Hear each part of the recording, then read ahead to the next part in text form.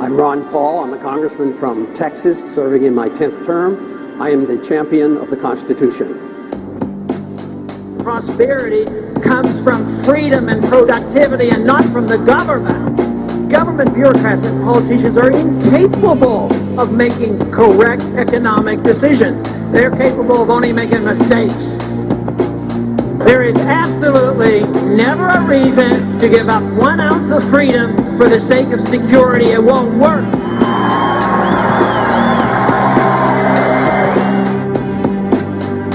If you need something or want something or demand something, that does not give you a right to it. There should be no Federal Reserve System.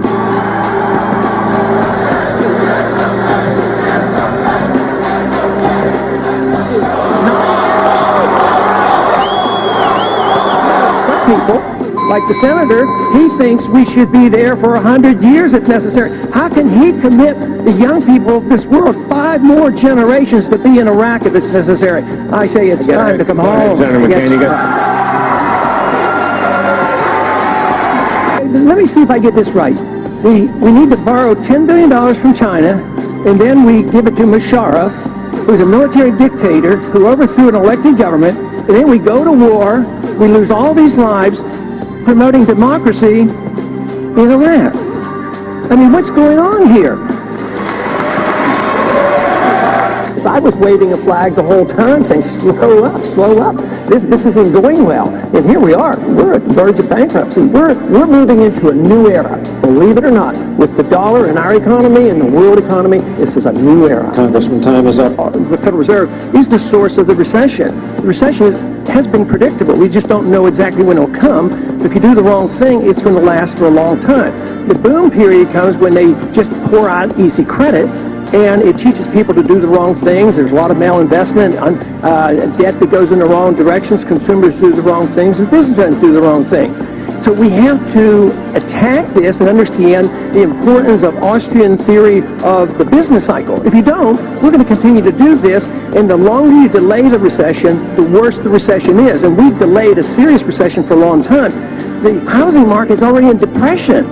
And a lot of people are hurting. The standard of living in this country is going down. Look at what's happening to the dollar. And what is being offered by the Federal Reserve and Treasury and everybody in Washington? Lower interest rates. But lower interest rates is the problem. Artificially low interest rates is the artificial stimulus which causes the bubble, which allows the inevitable recession to come. So what we need to do is deal with monetary policy and not pretend that artificial stimulus by more spending is going to help. That won't do one bit of good. We spend so much money now that we have to borrow nearly $3 billion a day from foreigners to take care of our consumption.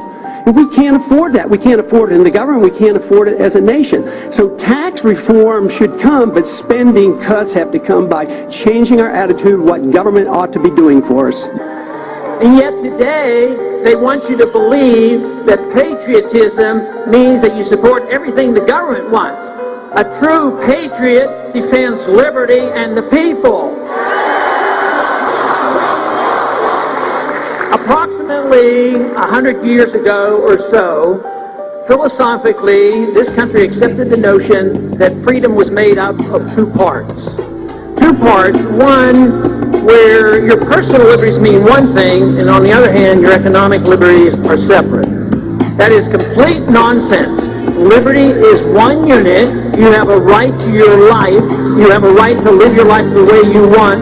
And you ought to have a right to keep the fruits of your labor. But we can't cut anything until we change our philosophy about what government should do. If you think that we can continue to police the world and spend hundreds of billions of dollars overseas and spend hundreds of billions of dollars running a welfare state, an entitlement system that has accumulated $60 trillion worth of obligations, and think that we can run the economy this way, we spend so much money now that we have to borrow nearly $3 billion a day from foreigners to take care of our consumption. And we can't afford that. We can't afford it in the government. We can't afford it as a nation. Our liberties have been threatened. They have been undermined. We are less free since 9/11. We're going in the wrong direction. We need to defend habeas corpus. Another thing that has happened is that we've lost track of the fact that the Constitution was written to restrain the government. Now it's turned on its head. The Constitution or the government is there, they use it to restrain us. That is upside down. I want Americans who hear leaders saying every day, we could have never seen this coming. This was a shock. How did this happen? I want to read what you said 5 years before the collapse. The special privileges granted to Fannie and Freddie have distorted the housing market by allowing them to attract capital that they could not attract under pure market conditions. Like all artificially created bubbles, the boom in housing prices cannot last forever. When housing prices fall, homeowners will experience difficulty as their equity is wiped out.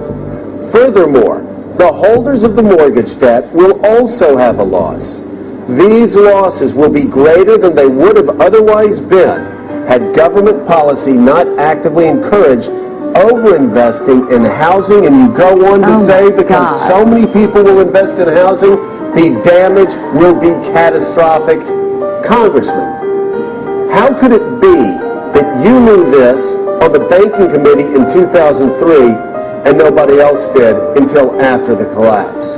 Well, I would think the easiest explanation is Washington, D.C. is permeated by Keynesian economic thinking. Very few even know the name Austrian economics and understand the business cycle. I'm surprised it lasted to 2007. That's when the bubble really burst. But it was amazing how long it lasts. And to me, the more amazing thing right now is not only has the financial system collapsed, which is very, very bad and very dangerous, I believe that what we're moving toward now is the collapse of the dollar. And the collapse of the dollar, because it's the international reserve currency, I think is going to be much worse than what we have already witnessed. I mean, it is very clear what we should be doing. The founders knew and understood something about inflation. The runaway inflation of the continental dollar was devastating to the economy, so they were explicit. They said no emitting of bills of credit, no printing money, no paper money, and that only gold and silver should be legal tender. Another attitude that we must change, and you've heard this said many times, that if the government gives us a tax cut, they have to be cautious because that is written off as a cost to government. How could that be? That is the assumption that the government owns us and owns the fruits of our labor, and what we get to keep is done at the permission of the government, which proves the point that even a 1% income tax is morally wrong because it sows the seeds of destruction. If we want to go to war, and if we should go to war, the Congress should declare it. We don't go to war like we did in Vietnam and Korea because the wars never end. And I argued the case and made the point that it would be a quagmire if we go in. The people in this country think we live in an age of relative ethics, is what they kind of come to the conclusion of. Sure, profess to believe in the Constitution, but why have we gone to war since World War II without a declaration of war? Why do we have a monetary system that is not designed by the Constitution? Why do we have a welfare state running out of control, not designed by the Constitution? We can't pay lip service to the Constitution without obeying it. We ought to treat others as we would want others to treat us, and we don't treat others so fairly. We treat them like we're the bully, that we're the policeman of the world, and we're going to tell them to behave. If they don't listen to us, we bomb them. If they listen to us, we give them more money, and it's bankrupting this country because we don't live up to our principles. The principles are embedded in our Constitution. The system we have is not working. It's not working economically. It's not working monetarily. Our foreign policy is not working. There is a vacuum out there.